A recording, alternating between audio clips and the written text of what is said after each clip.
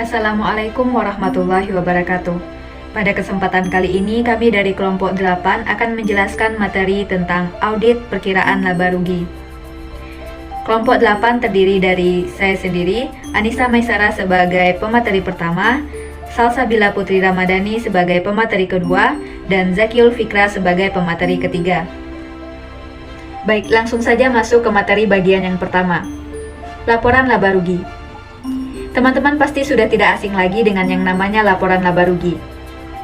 Ya, seperti yang teman-teman ketahui, laporan laba rugi pada umumnya terdiri dari dua komponen, yaitu pendapatan dan beban. Baik, pertama-tama saya akan menjelaskan mengenai pendapatan.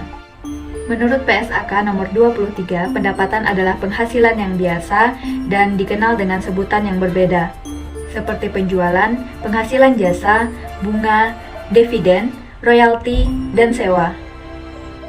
Sementara penghasilan sendiri didefinisikan sebagai kenaikan manfaat ekonomi selama satu periode akuntansi dalam bentuk pemasukan atau penambahan aset, atau penurunan liabilitas yang mengakibatkan kenaikan ekuitas yang tidak berasal dari penanaman modal. Nah, pendapatan ini harus diukur berdasarkan nilai wajar dari pembayaran yang diterima atau masih harus diterima, dan tidak termasuk dengan diskon atau potongan penjualan. Pendapatan terbagi menjadi tiga, yaitu penjualan barang, bunga, royalti, dan dividen, serta penjualan jasa.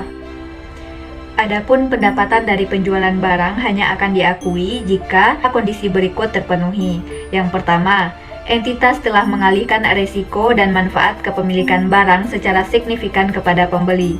Yang kedua, entitas tidak lagi melanjutkan pengelolaan yang biasa terkait dengan kepemilikan atas barang maupun melakukan pengendalian efektif atas barang yang dijual. Yang ketiga, jumlah pendapatan dapat diukur secara andal. Yang keempat, kemungkinan besar manfaat ekonomi yang terkait dengan transaksi tersebut akan mengalir ke entitas. Dan yang terakhir, biaya yang terjadi atau akan terjadi sehubungan dengan transaksi penjualan tersebut dapat diukur secara andal. Sementara syarat untuk diakuinya pendapatan yang berasal dari bunga, royalti, dan dividen yaitu adanya kemungkinan bahwa manfaat ekonomis yang berhubungan dengan transaksi akan mengalir kepada entitas, dan jumlah pendapatan tersebut dapat diukur secara andal. Dan yang terakhir, syarat untuk diakuinya pendapatan yang berasal dari penjualan jasa. Yang pertama yaitu jumlah pendapatan dapat diukur secara andal. Yang kedua, kemungkinan besar manfaat ekonomi sehubungan dengan transaksi penjualan jasa akan mengalir ke entitas.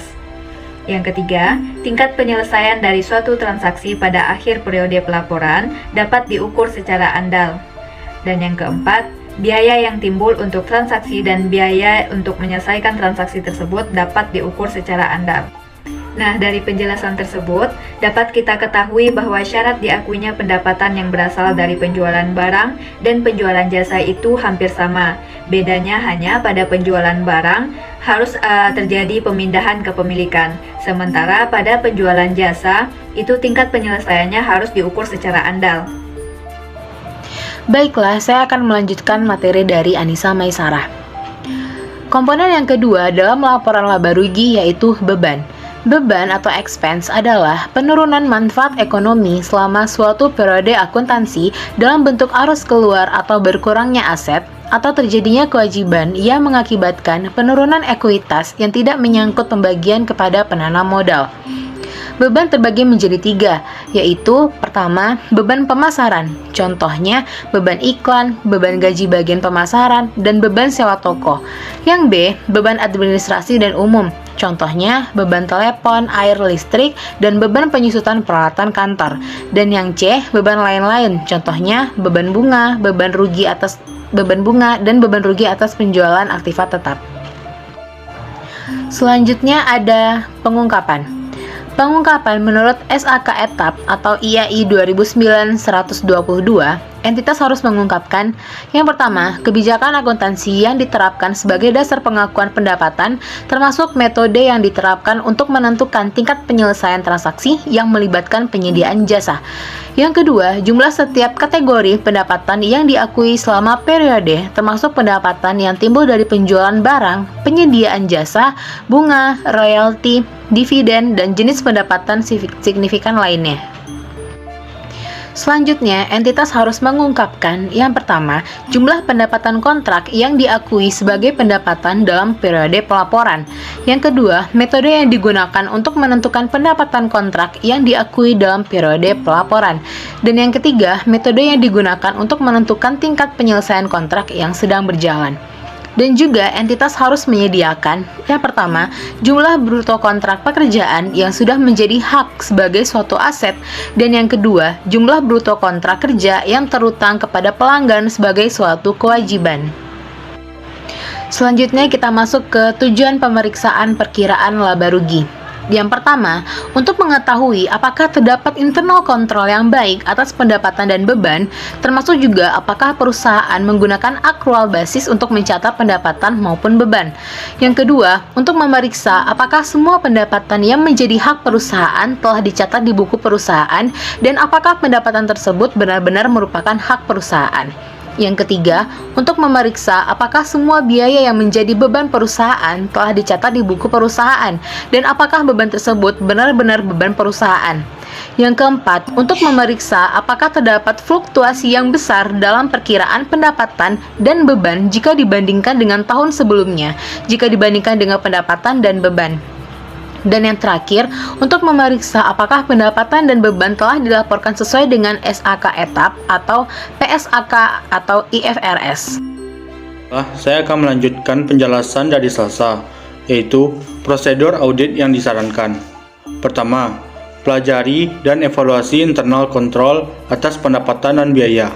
Yang kedua, minta rincian laporan laba rugi untuk periode yang diperiksa dengan angka perbandingan untuk periode sebelumnya dan lakukan analytical review procedures. Yang ketiga, minta rincian laba rugi periode diperiksa yang dibandingkan dengan budget untuk periode yang sama. Yang keempat, minta rincian penjualan menurut jenis barangnya atau menurut area penjualannya yang mencantumkan kuantitas barang yang dijual maupun nilai uangnya selama setahun. Yang kelima, periksa cut-off penjualan untuk mengetahui ada atau tidaknya pergeseran waktu pencatatan penjualan. 6. Periksa subsequent payment untuk mengetahui kemungkinan adanya unrecovered liabilities. 7. Buat analisis terhadap beberapa perkiraan biaya atau pendapatan yang mungkin biasa ditanyakan oleh pihak pajak atau diperlukan dalam pengisian SPT untuk membuat koreksi fiskal atau mungkin timbul contingent liability.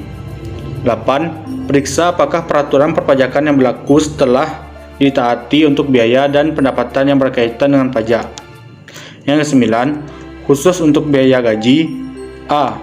Tes perhitungan PPh 21 pada daftar gaji 1 atau berapa bulan apakah sesuai dengan peraturan yang berlaku. B. Bandingkan total biaya gaji yang tercantum dalam perhitungan laba rugi dengan SPT PPh 21.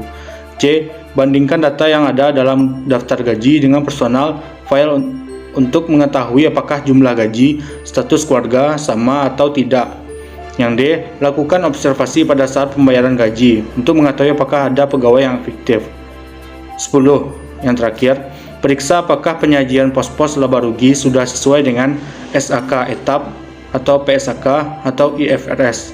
I know is not in her. She's a